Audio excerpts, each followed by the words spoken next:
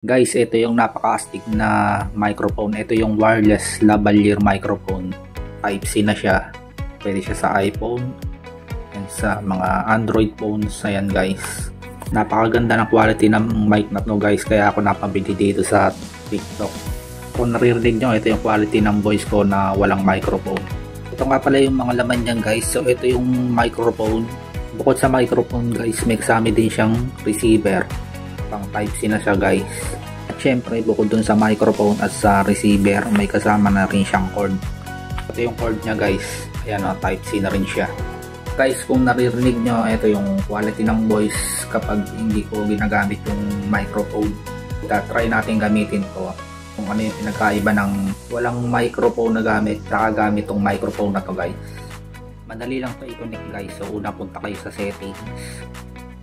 Tapos hanapin nyo yung ito pala, additional settings. Then i-on nyo lang yung OTG connection guys. Guys, na-connect ko na yung receiver sa charging port ng cellphone at na-open ko na rin yung OTG. Open nyo lang to. Ayun, may button siya na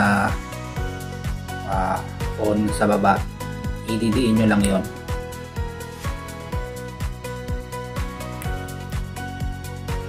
So yun, nagbi-blink siya guys. Ayan guys, naka-steady na yung ilaw niya. Ayun o, green na ilaw. So ibig sabihin connected na siya sa mic guys. So ayan, kung naririnig nyo guys, ayan na yung quality ng boses ko gamit tong microphone na to guys. So order na kayo guys, napakaganda ng microphone na to, promise. Lalo na doon sa mga aspiring vloggers. Kuha na kayo guys, napakamura lang nito guys, promise.